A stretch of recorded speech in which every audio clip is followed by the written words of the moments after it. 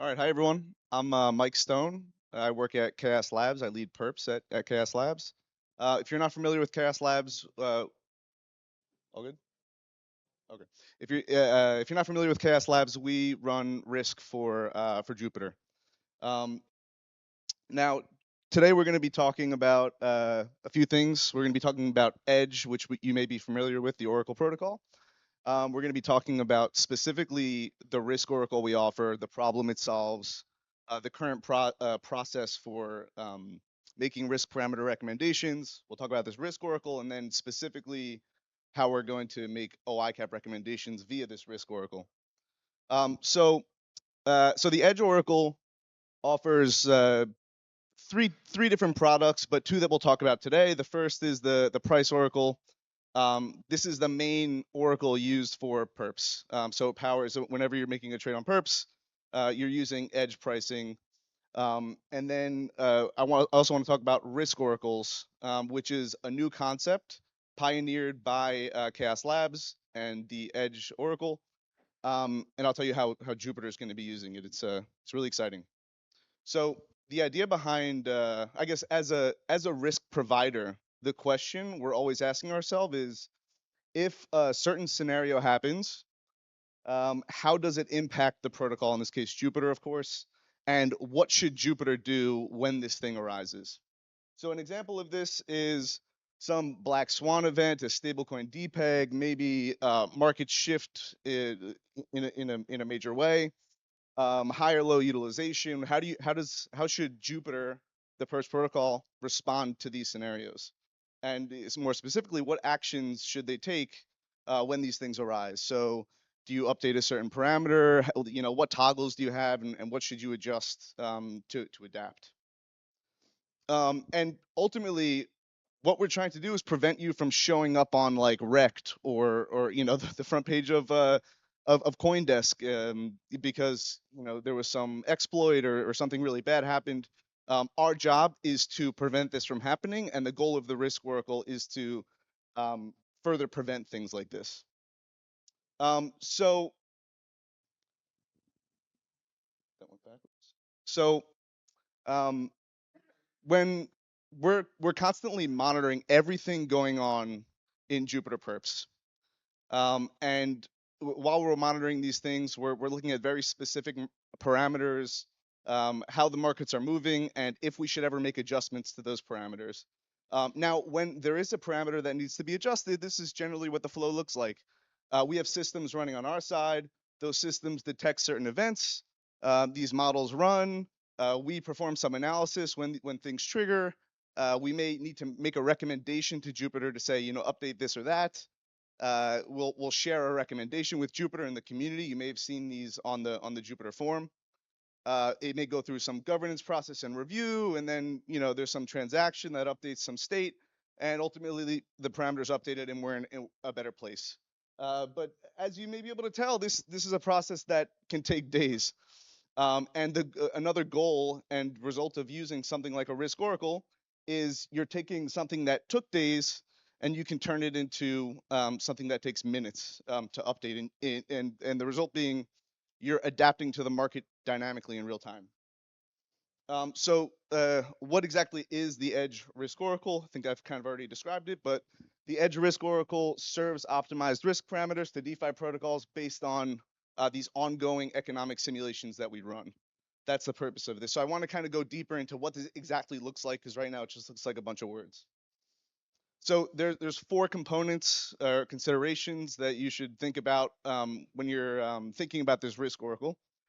There's the Chaos Labs economic simulation engine. Again, this is all of the work and the simulations and jobs that are running behind the scenes at all times to kind of determine and understand what's going on within Jupyter Perps.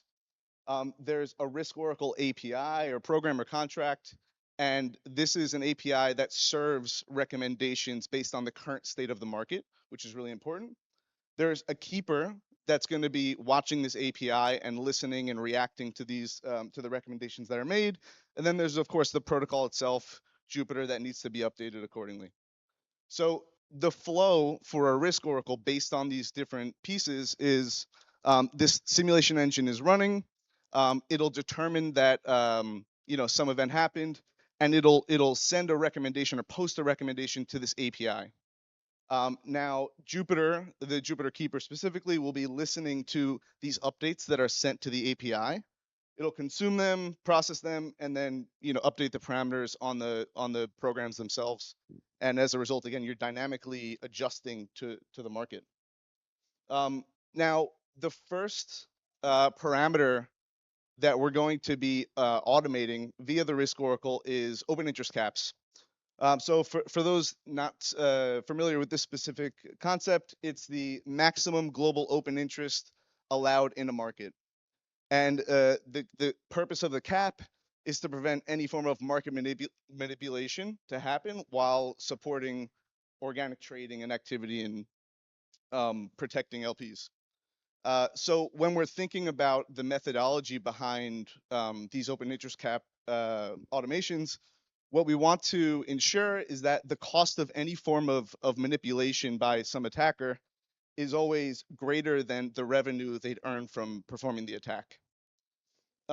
And the goal, of course, as I've already kind of described, is to prevent traders from opening massive positions that take up a large portion of the open interest cap um, by ensuring that there's a healthy cap set. So, uh, and while doing that, you also want to make sure there's room for healthy trading activity in perps. So those are kind of the two things we're considering and ensuring we're doing while setting these automated OI caps. And as a result, again, we're taking a process that would normally take days, turning it into something that takes minutes. Yeah, sure.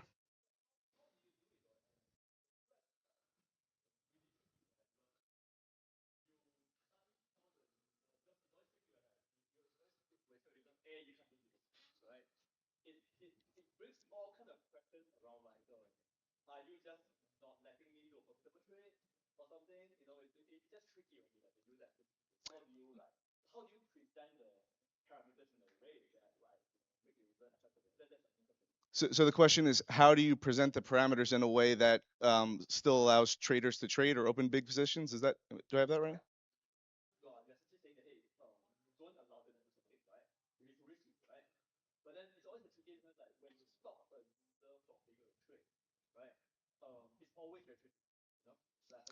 Yeah, well, I don't think we're the goal isn't to stop or prevent anyone from trading. The goal is to prevent anyone from taking a position that's too large, and that could harm Jupiter by doing so. Does that make sense? And by the way, Ataz, a senior researcher on the team, if there's anything you want to add to that, feel free.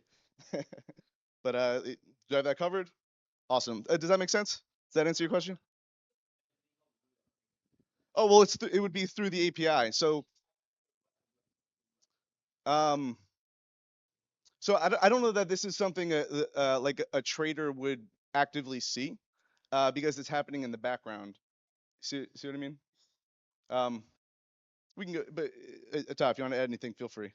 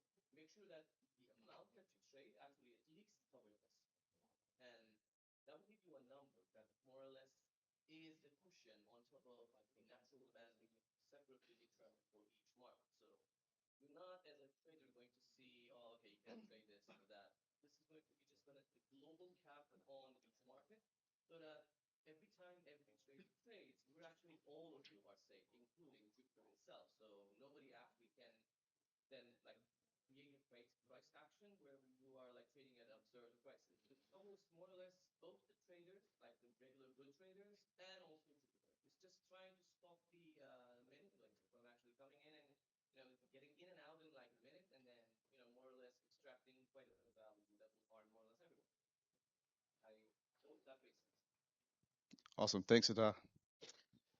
Um, yeah, again, so as a result, safer markets for LPs and traders, more efficient markets overall, and again, you're reacting to the market conditions more quickly.